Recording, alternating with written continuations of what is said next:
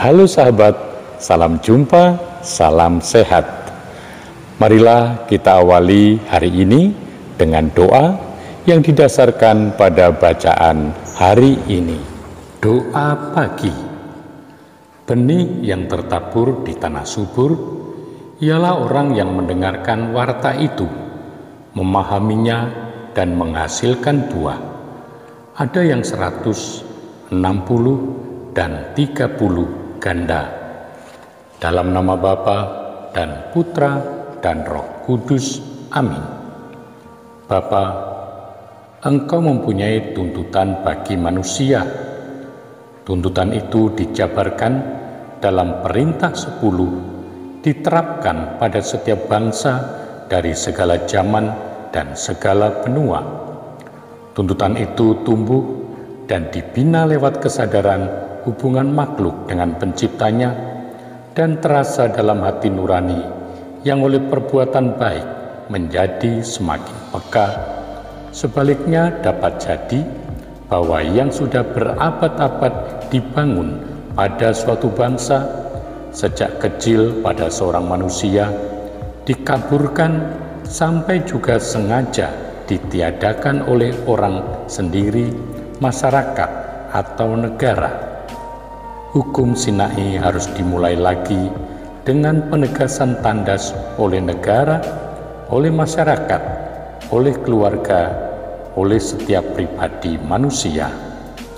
Dan betapa besar pengaruhnya pada keselamatan dunia tergantung dari keyakinan umat yang mengimaninya, kemurnian wahyu yang dibawanya serta dan kekuatan nilai-nilai yang ditanamkan oleh iman kepercayaannya. Bapa, kalau kami memperhatikan macam-macam tanah di mana benih jatuh, dapat memeriksa kemungkinan pertumbuhan benih di dalam hati dan hidup manusia. Disebutkan penghambat-penghambat bagi pertumbuhan benih sabda dalam hati manusia. Sabdamu itu dari dirinya punya daya hidup dan mau bertumbuh, asal diberikan kesempatan untuk mulai hidup, menumbuhkan akar sampai membentuk batang.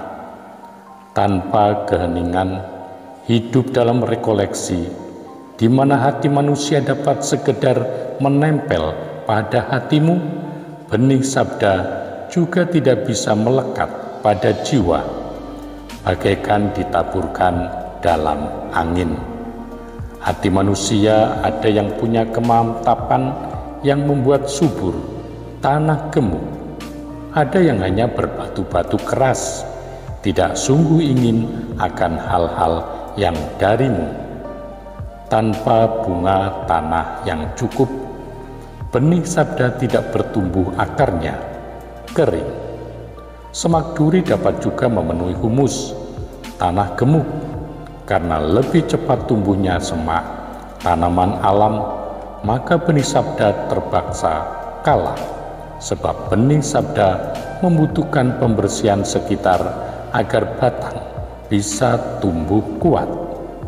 Bapa, jika benih sudah tumbuh, berakar dan berbatang, maka ada yang menjadi rumpun besar, sedang, kecil, tetapi semua akan berbuah.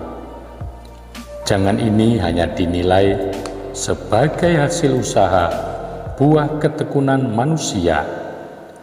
Dalam setiap perumpamaan, talenta misalnya, engkau membiarkan adanya perbedaan dalam keberhasilan tanpa keterangan lebih lanjut. Engkau masih punya dan tetap mempertahankan kebebasanmu sebagai Allah yang memilih siapa yang engkau kehendaki, memberi menurut ukuran yang engkau kehendaki. Tidakkah aku bebas mempergunakan milikku menurut kehendak hatiku, kata Tuan kebun anggur itu. Bantulah kami ya Bapa, menyiapkan hati terbuka, sedia untuk menerima taburan dalam kemauan setia, dan Engkau Maha Kasih akan memberi kesuburan dan buah berlimpah kepada orang yang rendah hati. Bapa sumber kebenaran, sabdamu jujur dan benar untuk selamanya. Semoga kau tanam dalam-dalam di hati kami, agar kami semakin yakin bahwa Engkau beserta kami. Demi Yesus Kristus Putramu, Tuhan kami, yang hidup dan berkuasa, kini dan selama-lamanya. Amin. Semoga Allah yang Maha Kuasa memberkati saudari-saudara sekalian, Bapa dan Putra dan Roh Kudus. Amin.